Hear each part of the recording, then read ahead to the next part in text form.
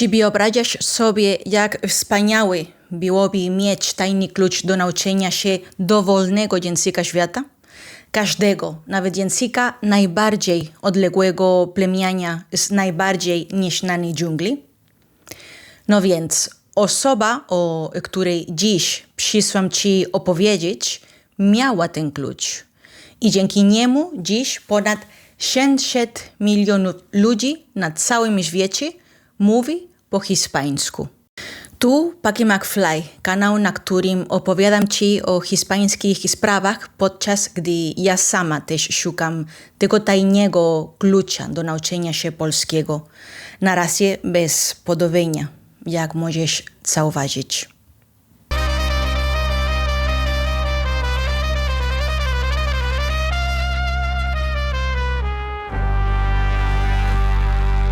Dziś przyszłam opowiedzieć Ci o Antonio. A mujeres no me falta ni el dinero ni el amor. Nie ten Antonio. Fallaste, amigo! Antonio de Nebriji. Być może największym gramatyku i tym, kogo dziś nazwalibyśmy językoznawcą, jakiego Hiszpania dała światu. I oczywiście, jak żeby mogło być inaczej, o kimś ogromnie nieznanym dla wielkiej większości Hiszpanów. Bo jak już wiedzą ci z Was, którzy śledzą mój kanał, mówienie o imponujących rzeczach, jakie ma Hiszpania, to jednocześnie mówienie o ogromnej ignorancji, jaką mamy w Hiszpanii. I przede wszystkim o tej ignorancji, która dotyczy nas samych i naszej własnej kultury. Wstyd. No dobrze.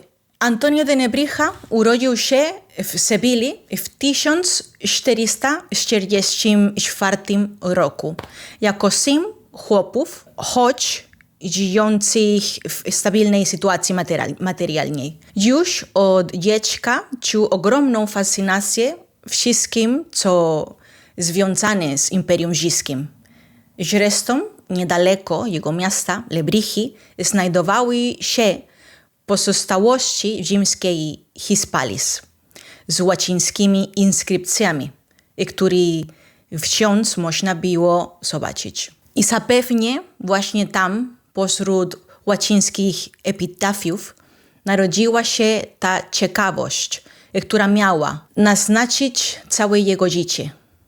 Język łaciński. Ponieważ był chłopcem błyskotliwym, ciekawym świata i bardzo zdyscyplinowanym, jego rodzice postanowili podjąć ogromny wysiłek, wysłać go na uniwersytet w Salamance.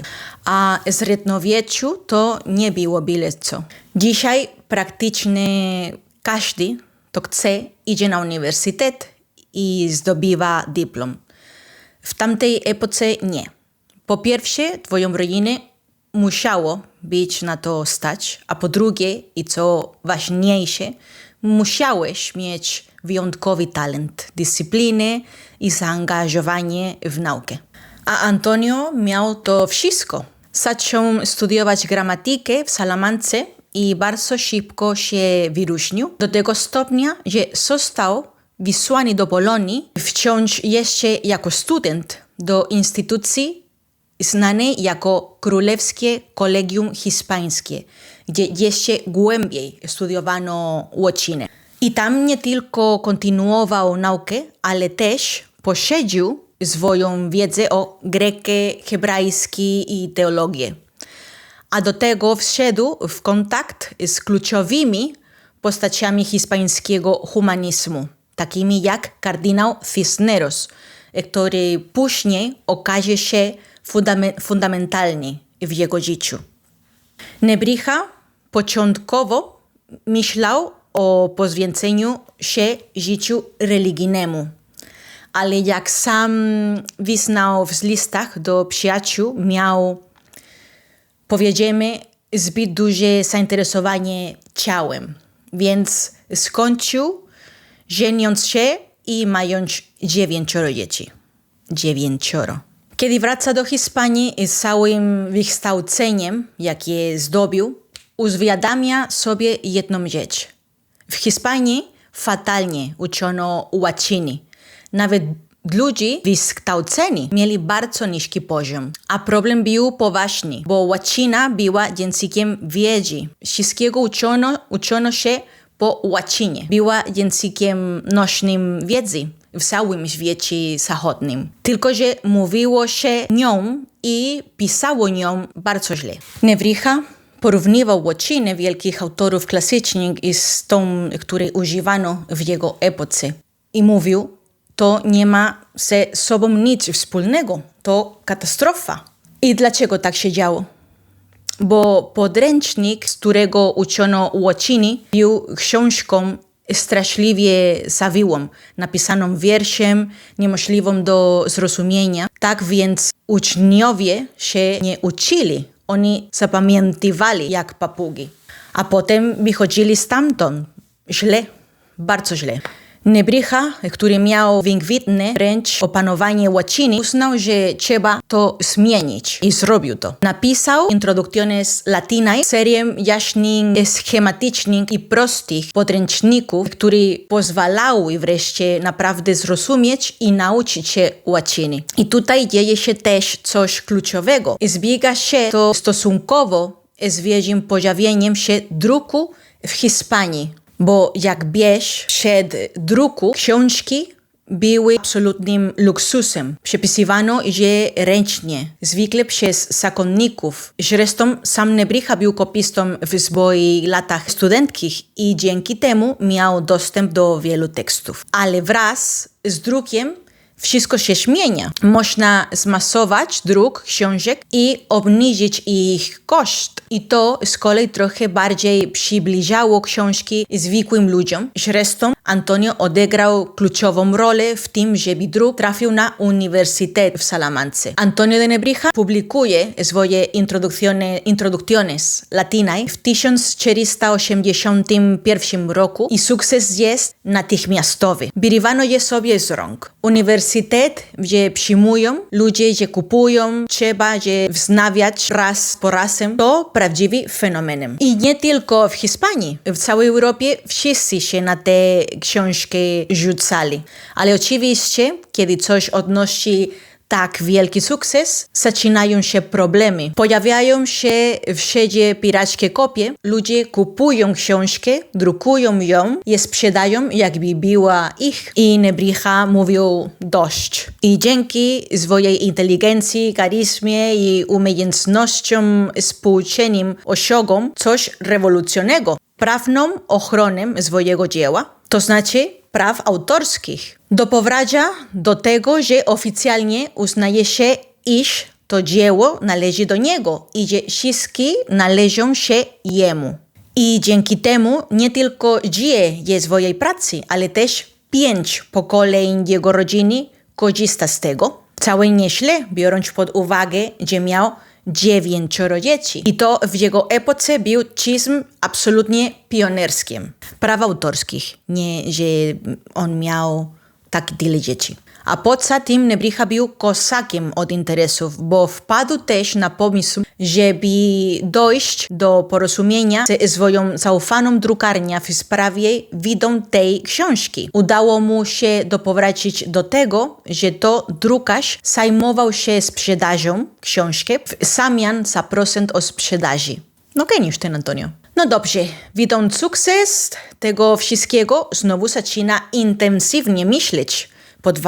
Wyobrażam sobie, że konieczność karmienia 9 dzieci musi naprawdę wyostrać pomysłowość. I wpada na to, że skoro udało mu się uporządkować zasady tak, by nauka łacina była uniwersalna, ujednolicona i czysta, to trzeba by zrobić coś podobnego z hiszpańskim. I dlaczego doszedł do takiego wniosku? Otóż, jak mówiłam na początku, on był wielkim miłośnikiem wszystkiego, co związane z Imperium Rzymskim.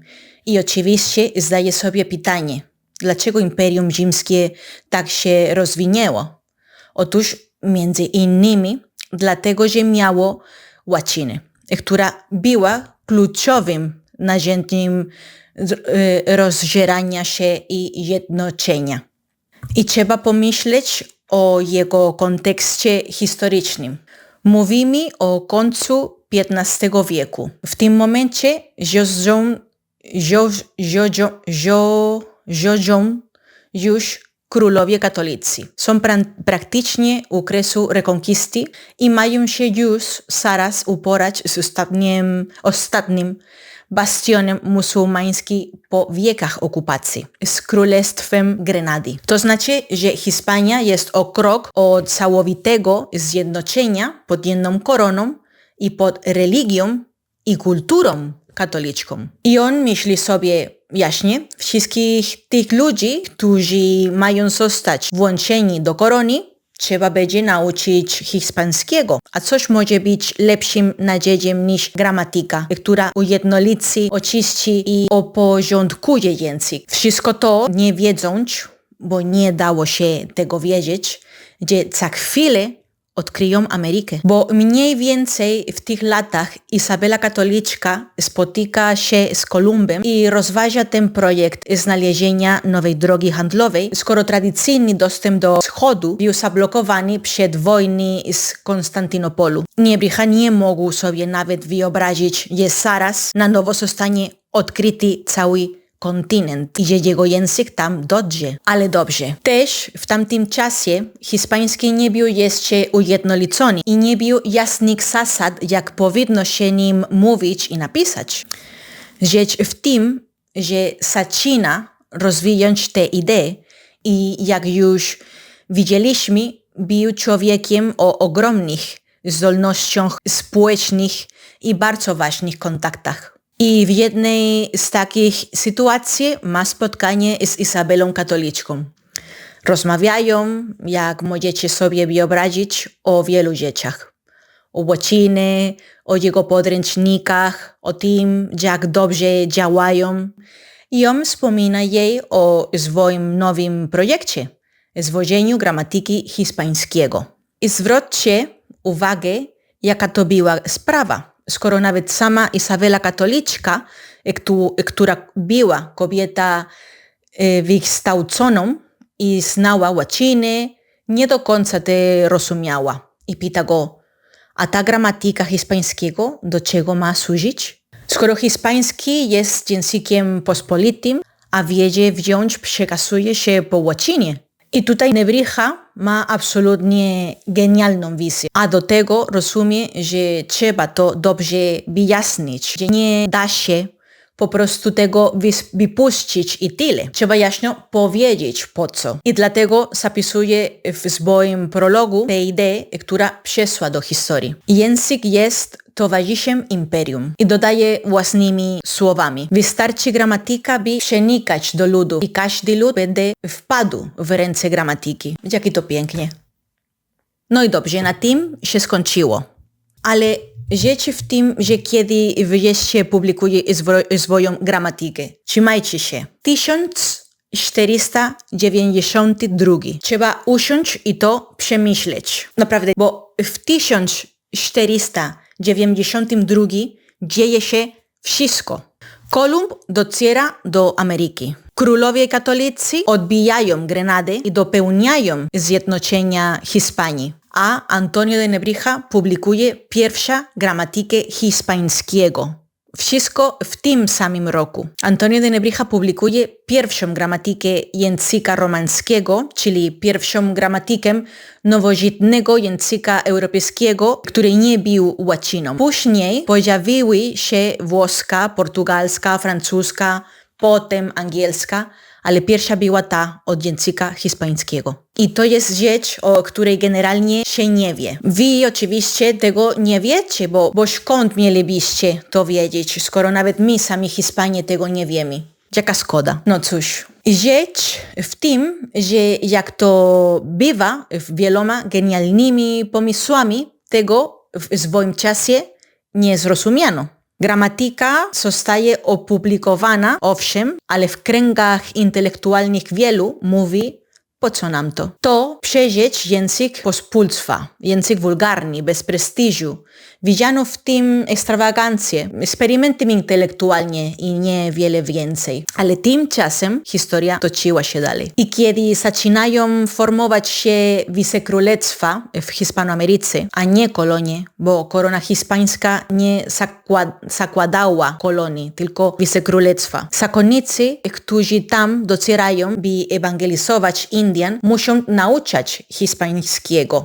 Bo teraz wejdzie temat ogromny, o którego wielkości nie wiem, czy zdołam właściwie oddać. Bo kiedy dotarto do Ameryki, dla korony hiszpańskiej i dla Hiszpanów, którzy tam przybyli, ludzie, których tam zastawali, byli poddanymi korony z takimi samymi prawami i obowiązkami jak każdy Hiszpan. I choć dziś wydaje się nam to oczywistością, ale trzeba spróbować wejść w mentalność XV wieku i po prostu porównać trochę to, co zrobił inne narody, kiedy dotarł do Ameryki albo do Afryki. Dla Anglików, Francuzów, tego, co dziś byliby Holendrami i Belgami, ludzi, których spotykali na nowych terytoriach, nie byli osobami, mówili, że nie mają duszy. Dla nich byli jak bestie. A tymczasem w Imperium Hiszpańskim wszyscy byli Hiszpanami. Do tego stopnia, że od samego początku dochodziło do metysażu i mieszania się kultur. Wszyscy tam jesteśmy wymieszani. I logicznie rzecz biorąc, wszyscy ci nowi poddani korony uczą się hiszpańskiego i do tego używa się gramatyki Nebriji i rzeczywiście imperium wpada w ręce języka hiszpańskiego. Ale do tego dzieje się coś jeszcze bardziej ciekawe. Podczas gdy uczą hiszpańskiego, ci zakonnicy interesują się także językami rzymskimi i idąc za modelem Nebriji, tworzą gramatyki tych języków, badają je, dokumentują, zachowują. Dlatego dziś wciąż mamy przy życiu języki bardzo dawne, nie szukając daleko. Moja babcia, która była boliwijską Indianką, mówiła oczywiście po hiszpańsku, ale też po aymara, języku przed Inkas, który żyje do dziś i nie tylko żyje, studiuje się go na uniwersytetach. Możesz iść na uniwersytet w Boliwii, w Chile i uczyć się aymara, quechua, guarani i tak dalej. I to jest absolutnie nadzwyczajnego, jak na tamtą epokę, bo tymczasem inne imperia robiły dokładnie odwrotnie. Unicestwiały dosłownie. Hasło Anglików i Francuzów brzmiało: najlepszy Indianin to martwy Indianin. Tak więc o systematycznym uczeniu ich angielskiego czy francuskiego nawet nie ma co mówić. A tym bardziej o interesowaniu się ich własnymi językami. Tutaj nie. Tutaj uczono i uczono się. I to wyjaśnia tę mieszankę kulturową i ludzką, która istnieje w Hiszpanoameryce od samego początku. I to jest inny sposób zrozumienia świata. I mnie to wydaje się zdumiewające. I dlatego, kiedy słyszę określenie Ameryka Łacińska, czuję ukłucie tutaj, w wątrobie, bo żadna tam Ameryka Łacińska. Hiszpanoameryka. Ta wielka gesta, która sprawiła, że dziś mówi się po hiszpańsku od wielkiej części tego, co dziś jest Stanami Zjednoczonymi, aż do Patagonii, nie licząc Brazylii, nie została dokonana przez Francję, ani Włochy, ani Rumunię, ani nawet Portugalię. Dokonała tego Hiszpania i nie nauczano łaciny, nauczano hiszpańskiego. Tak więc co najwyżej moglibyśmy mówić o Iberoameryce, jeśli chcemy włączyć Brazylię, ale nie o Ameryce Łacińskiej. To jest i Hiszpanoameryka. To określenie ukuwa i zaczyna popularyzować Francuz Michel Chevalier z pełną intencją rozmycia roli Hiszpanii w tej historii. Jeszcze smutniejsze jest to, że sami hiszpańsko-ziemczyźni przyzwajają i powiększniają użycie tego absurdalnego terminu. Mi gente latino. Czy wspominałam już, jaki jesteśmy ignoranci? Tak właśnie działała wojny od narracji, które istniały zawsze. Ale dobrze, wracając do Nebrichy. Inną niesamowitą rzeczą, którą zrobił, było opracowanie słownika hiszpańsko-łacińskiego i łacińsko-hiszpańskiego. Po co? Otóż, jak sam pisze w swoim prologu, aby z łatwością mogli uczyć się wszyscy, a przede wszystkim zakonnicy i inne kobiety poświęcone Bogu. To znaczy ułatwić dostęp do wiedzy, także kobietom w tamtej epoce. I co mówi samo za siebie. I to obala wiele bardzo uproszczonych wyobrażeń, takie mamy o tamtym momencie historycznym. A teraz przechodzimy do innego tematu, mocnego. Biblii Vulgati, tej, której używano wtedy, po łacinie. Według tego, co mówiono, Biblia po łacinie została napisana przez świętego Hieronima pod natchnieniem Ducha Świętego. Dobrze. Otóż Nebrija, który znał łacinę, grekę i całkiem nieźle hebrajski, postanawia porównać tę Biblię z tekstami oryginalnymi, głównie napisanymi po grecku, i znajduje błędy. Błędy liter, które zmieniają znaczenia. Czasem znaczenia bardzo ważne, takie, które podawałyby w wątpliwość bardzo ważne pojęcia w samym katechizmie. Wyobraźcie to sobie. Nie mówimy już o drobnych poprawkach. W niektórych przypadkach te drobne niuanse w tłumaczeniu, na które zwracał uwagę Nebrija w sposób pośredni, zbliżały się do kwestii związanych z niektórymi dogmatami Kościoła katolickiego. I to jest wejście na bardzo poważny teren, bardzo poważny. I jaśnie, kiedy on stawia sprawę, tak, że chce poprawić te błędy, aby przywrócić Biblii blask, na taki jego zdaniem zasługuje, i że wierność wobec tekstów oryginalnych powinna być absolutna, no to zaczyna się burza. Niektórzy duchowni to rozumieją, jak kardynał Cisneros, ale inni, jak Diego de Deza, widzą w tym poważną herecję. Bo oczywiście, jeśli mówisz, że są błędy, że Duch Święty się pomylił, ale to jest niepoduszczalne. Tylko, że to też nie do końca tak. Są błędy, które mogły pojawiać się również w miarę tego, jak kopiści przepisywali raz po raz te teksty. Rzecz w tym, że duchowni Diego de Deza grozi Nebrichy inkwizycją, ekskomuniką albo czymś gorszym. Będziemy coraz częściej grillować, palić ogniska. Całe szczęście kardynał Cisneros interweniuje, uspokaja sytuację, ale mówi mu ostrożnie. Masz rację, wielu z nas cię rozumie, ale bądź roztropny. Później, kiedy kardynał Cisneros opracowuje Biblię Poliglotę, która była książką, w której wszystko pojawiło się razem, tekst Biblii po grecku, innej kolumnie po hebrajsku, a po środku kolumną z tekstem łacińskim, nawet z przypisami po aramejsku u dołu strony, Nebrija bierze udział w projekcie, chodząc po pewnym czasie się odsuwa, bo nie chciał, by jego podpis pojawił się przy tekście, którego tłumaczenie zawiedziało błędy. Ale wydaje się, że w sposób nieoficjalnie kardynał Cisneros pozwolił mu jednak wprowadzić pewne poprawki. Nie wszystkie oczywiście, ale niektóre. A mimo to już było bardzo dużo. W wyniku tego wszystkiego pisze swoją apologię, obronę wolności myśli, sumienia i powiedzi wobec cenzury. W XV wieku. I myślę, że to również jest rewolucyjne. Poza tym, kiedy kardynał Cisneros zakłada uniwersytet w Alcalá de Henares, Antonio de Nebrija był bardzo zaangażowany. W istocie był jednym z największych promotorów tego ogromnego projektu.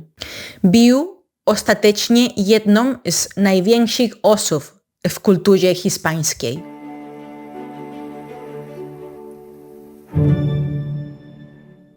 I dobrze, to był temat, którym chciałam się dziś tutaj podzielić. Ja nie wiem, ile osób obejrzy te filmy, ani ci oglądajcie do końca, ale to, co tutaj robię, to w pewnym sensie tworzenie archiwum kulturowego po polsku. Mostu między językami i kulturami, trochę jak Nebrycha. Bo wiele z osób, które kocham najbardziej na tym świecie, mówi po polsku. A podobno według neuronauki ważne przekazy miłości docierają głębiej w twoim języku ojczystym. I to właśnie w gruncie rzeczy jest tym przekazem miłości.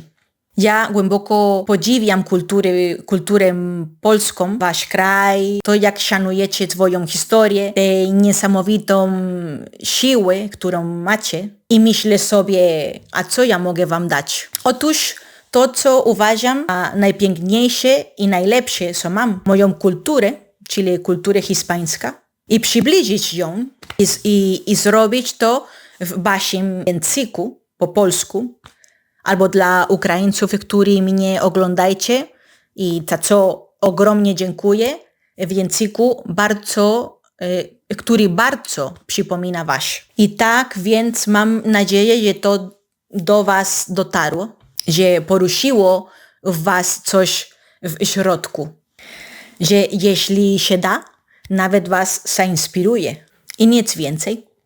Bardzo wam dziękuję za wysłuchanie mnie y besitos y hasta luego.